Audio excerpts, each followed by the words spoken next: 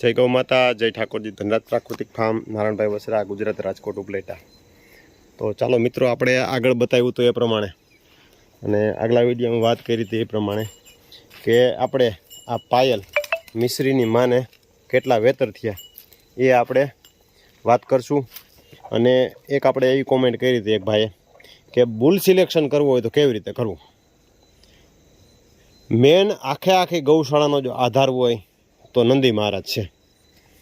તો નંદી મહારાજનું સિલેક્શન કઈ રીતે કરવું અને કેવી રીતે કરવું અને એમાં કઈ વાતનું ધ્યાન રાખવું આપણે આગલી ઘણી વખત આપણે ચર્ચા કરેલી છે। તેમ છતાં પણ આજે પણ આપણે વિસ્તૃત ચર્ચા કરવાનો પ્રયત્ન કરીએ। જો અમારા નંદી મહારાજ છે રુદ્ર ગૌશાળામાં જાય એટલે તરત આવે અંદર અમારી પાસે। નકર આમ જોતા જાય તો માણસ નંદીથી ખૂટથી એકદમ ડરે।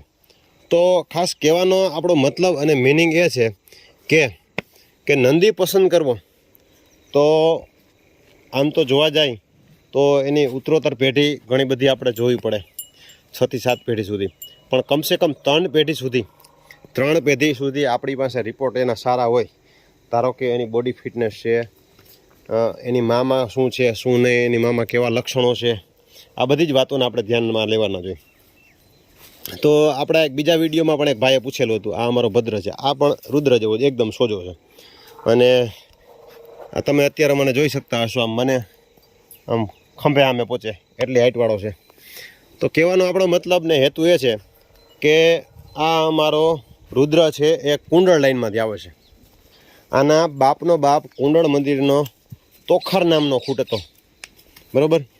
એટલે કુંડળ મંદિરમાંથી આવે છે। અને આની મામા 10 લીટર હતું, આના બાપની મામા એમાં કંઈક લગભગ 12 લીટર જેવું દૂધ હતું। હા, એ મારા મિત્ર કમલભાઈ સોનીની ગા હતી। એટલે પહેલાં વહેલી વાત દૂધ જોવાનું। પછી બીજી વાત કે એના મા બાપમાં હ્યુમિનિટી પાવર, રોગ પ્રતિકારક શક્તિ કેવી છે, તો આપણે એ વસ્તુ જોવાની છે કે રોગ પ્રતિકારક શક્તિ કેવી છે।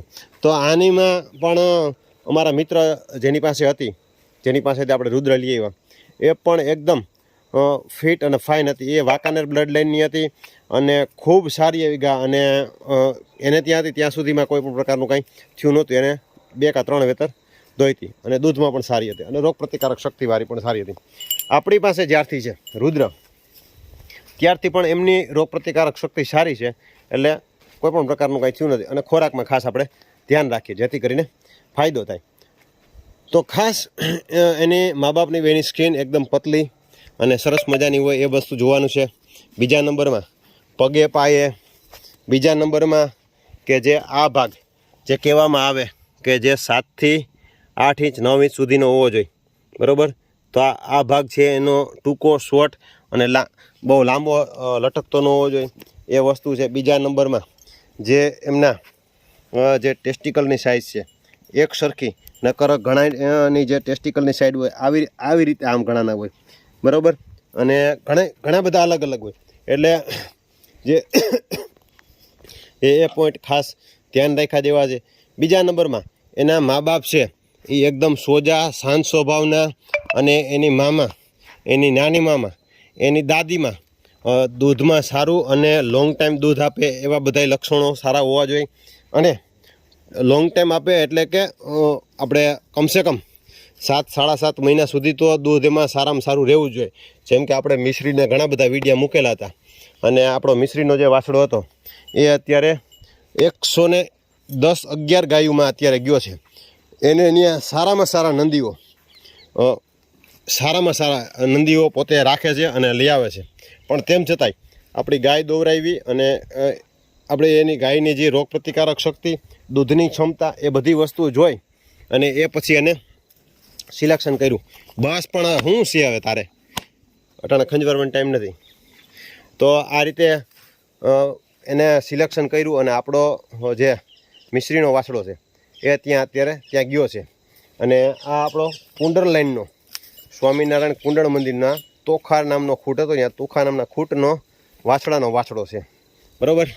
અને આ આપણે છે ભદ્ર, એ આપણે લઈ આવ્યા હતા કુતિયાણા તાલુકાના મોડદર ગામેથી। અને એ લોકો ત્યાંના ગૌશાળામાં એ લોકો લઈ આવ્યા હતા, માણાવદરથી નંદી લઈ આવ્યા હતા। અને માણાવદરવાળા છે એ કંઈક ભાવનગરથી કંઈક લઈ આવ્યા હતા. એટલે આ રીતની એની પેડિગ્રી છે. એની મામાં પણ રોગપ્રતિકારક શક્તિ સારી છે, આમાં પણ રોગપ્રતિકારક શક્તિ સારી છે. એટલે આ ખાસ વસ્તુઓ બધી જોઈ અને આપણે આગળ વધીએ તો નંદીમાં આપણે ક્યારેય છેતરાય નહીં. અને નંદી છે એ જ ગૌશાળાનો આધાર છે. પાંચલા બચ્ચા આવે, દૂધ એમાં આવે, દૂધ નંદી લઈને જ આવે. ક્યારે પણ આપણે ગમે એટલું ફીડ ખવડાવીએ, ફીડથી ન થાય, બ્રીડથી જ નંદીમાં પાછલી પેઢીમાં એટલે કે વાછડીઓમાં દૂધ થાય. બ્રીડથી જ દૂધ આવે, ફીડથી ક્યારેય દૂધ નથી આવતું. એટલે ખાસ વસ્તુ સમજ્યા જેવી, ચાયણા જેવી અને જોયા જેવી વસ્તુ છે.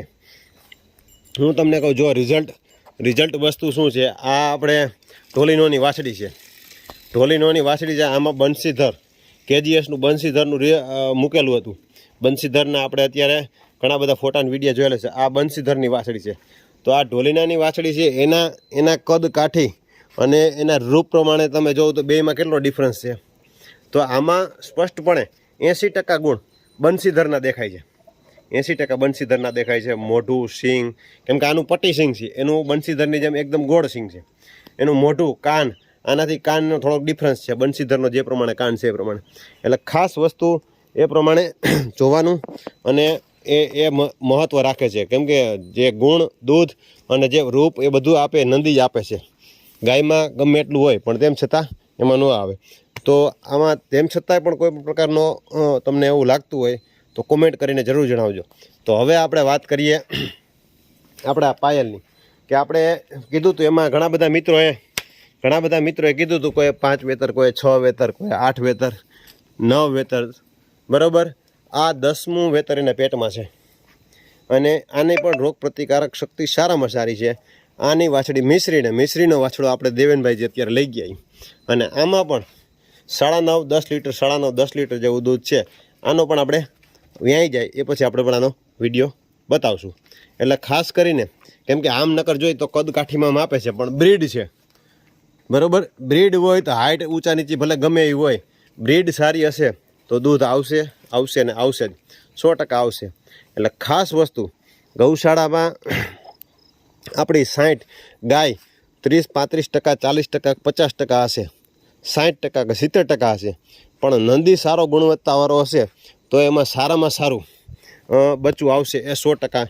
જો આ ગા છે અમારી, આમ જોવા જાય તો પ્યોર ગીર કેરેક્ટરની નહીં પણ 70-80% જેવું કહી શકીએ. પણ આ આપણી પાસે હરિનામનો ખૂટ હતો. સરજુ આપણી પાસે હરિનામનો ખૂટ હતો. તમે આનું કદ કાઠી, તમે આનું રૂપ આ તમે જોઈ શકતા હશો. આ એની વાછડી છે. અને બોડી ફિટનેસમાં પણ એનાથી થોડીક ડિફરન્સ છે. અને કેવું રહેશે એ પણ આપણે આવનારા સમયમાં બતાવશું. એટલે ખાસ કરીને નંદી સારો હશે ને તો પાછલી પેઢી જે આવશે ને એ શુદ્ધ, સારી અને દૂધાળું અને સુંદરતા બધી જ વસ્તુ લઈને આવશે. એટલે ખાસ કરીને નંદી ઉપર ફોકસ કરવાનું ગૌશાળામાં. નંદી સારા ઉત્તરોત્તર આપણે યુઝ કરીએ તો જેથી કરીને ટૂંક સમયમાં 5-7 વર્ષમાં આપણું જે ગૌધન છે એ સારામાં સારું આપણે આંગણે દૂધાળું, સુંદર અને તંદુરસ્ત આપણું ગૌધન બની શકે. તો ચાલો નવા અપડેટ સાથે મળશું. જય ગૌ માતા.